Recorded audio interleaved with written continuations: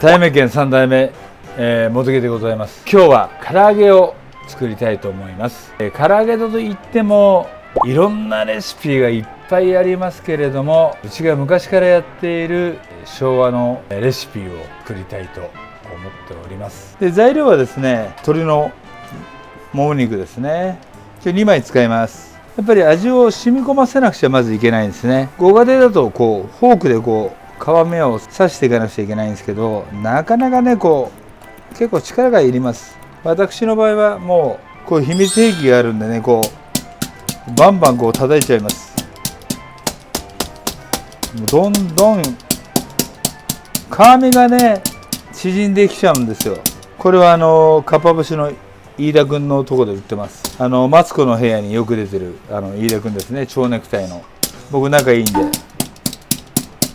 で両面こうこれがないとね味がね染み込まないですね。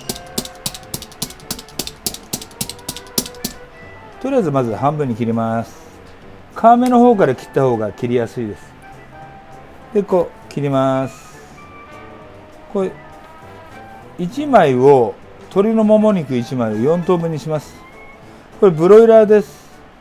大山鶏とブロイラーの掛け合わせ、これを横にして、4等分ですね。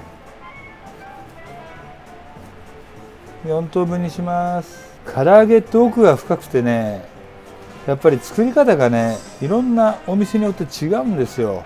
みんな家庭それぞれ作り方も違いますし、ただこれは一つの例として見てください。でこれで鶏の下処理ができました。このぐらいの大きさにだいたい 2.5 ぐらいの大きさで、ちょっと下味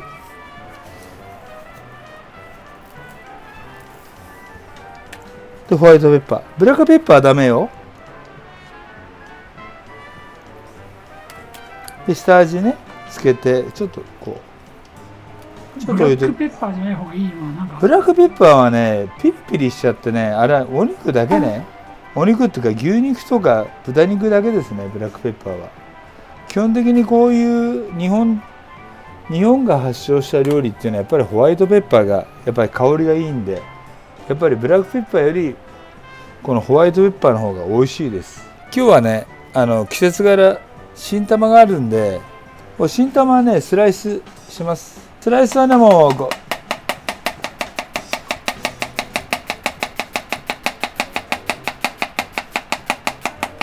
ういう見ないで切れるんですよね。しんなりさせましょう。でちょっとお塩を振ると余分なまた辛みも取れますんで美味しいです。これを唐揚げの上にかけます。やっぱトッピングがないとね寂しいんで、次はねもう包丁使えません。これもかっぱ節で買いました。飯田君のところのこれはね鶏肉の漬け汁を作っていきます。うちは生姜、にんにく、りんごでいきます。まず生姜をすっていきます。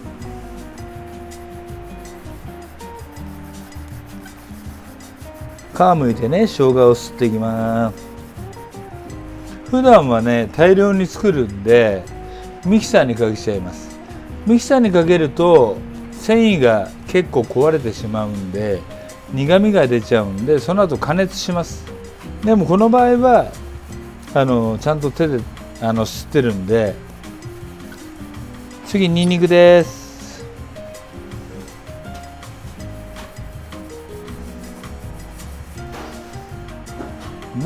その後りんご。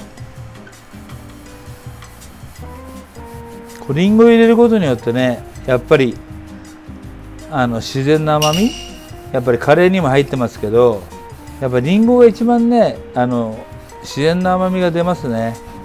蜂蜜とか入れてもいいんですけど、やっぱりりんごが一番甘みがちょうどいいです。あとバナナ入れたりもします。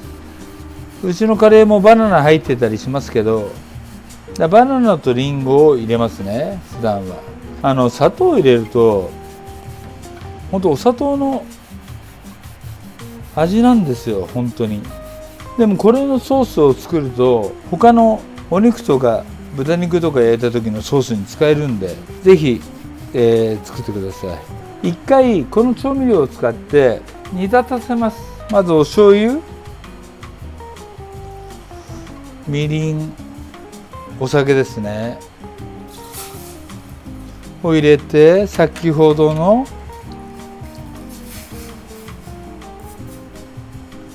野菜を入れて、野菜果物を入れて、少し一回煮立たせます。もう一煮立ちだけで結構です。ちょっとここが手間かかっちゃいますね。でこれがステーキソースとか豚肉のソテーとか鶏肉のソテーとかに合います。今ニンニクと生姜すりましたけど、やっぱり火を入れることによってまろやかになります。ですから一回こう加熱した方がいいですね。で加熱した方が保存が効きますんで、これで使わなかった分は取っておいて、また何かお肉焼いた時とかに使っていただければ。そしたらボウルに移します。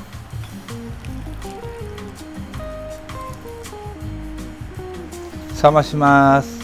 ちょっと寝かせます。はい、冷えてきました。密封袋にじゃあ先ほどの鶏と鶏さんを入れて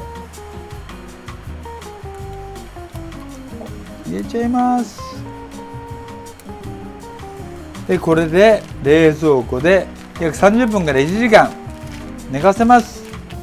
今回の動画を気に入ってくれたら高評価、チャンネル登録をお願いします。そうしましたら開けてみましょう。1時間経ちました。美味しそうですね。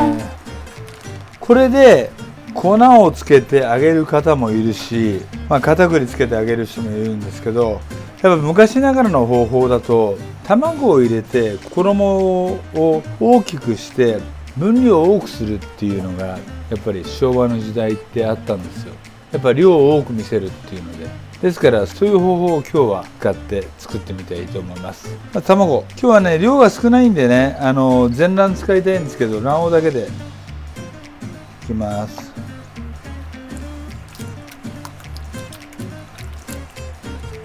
そしてね、みんな迷うんだけども、小麦粉がいいのか、片栗がいいのかって迷うんですけど、小麦粉は味をこうギュッと染み込ませるしっとりした唐揚げになります。片栗はパリッと揚がります。ですから両方いいとこを取るためにこう2つ入れます。どちらでもいいんですけど、このお好みなんですけど、僕は両方入れる派なんで、どちらでもいいんですよ。それはお好みなんで。結構粘り出してね、量を増やした、やっぱ昭和の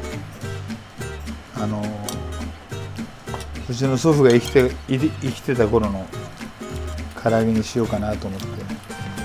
ちなみにお店で出されている唐揚げは、はい、このやり方でもいいんですか？あ、そうですよ。卵入れてないです。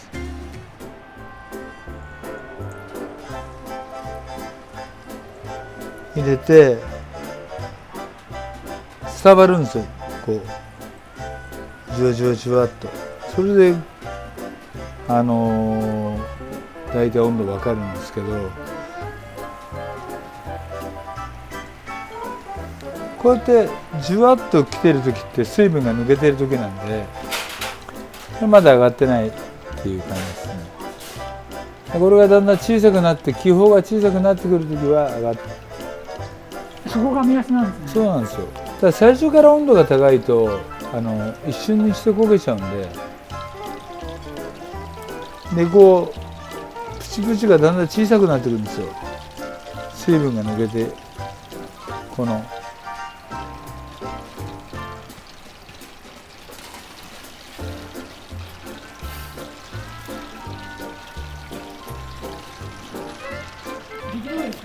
案外いいっすね。いい感じでできてると思います。はい。最後は味を変えるためにいろんな市販のドレッシングをかけるとまた味が変わって美味しいですよ。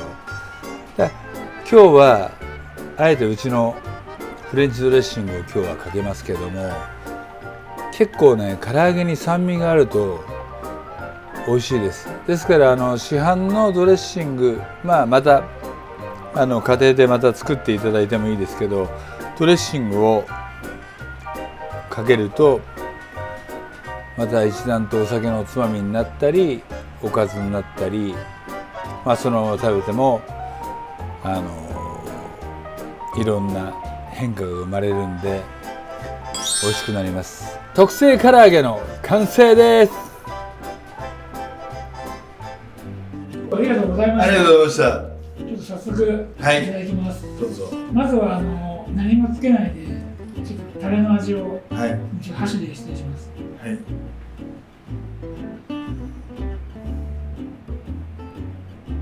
すごい味が染み込みますね。はい、しっかり最初の時にフォークでちゃんと刺しましたので、はい、ちゃんと味が染み込んでると思います。はい。こんなに柔らかくなるものなんですね。そうですね。やっぱりブロイラーと大山鶏だったんで掛け合わせなんで柔らかい、はい。味変で。はい。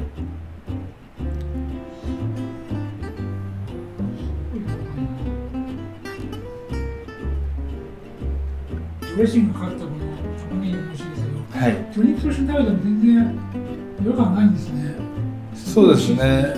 いろんなドレッシングかけるとまたいろんな味になりますんで、いつもエスタラゴンという香草をかけたりとかしてるんですけども、ちょうど新玉なんでね、何も洗ってないんでシャキシャキして美味しいと思います。はい。すごい食べやすいですこれ。今回美味しい唐揚げ紹介してくれてどうもありがとうございました。ありがとうございました。はい。たいめいけんの茂木です。ぜひ皆様、美味しい洋食を、食べに来てください。よろしくお願いします。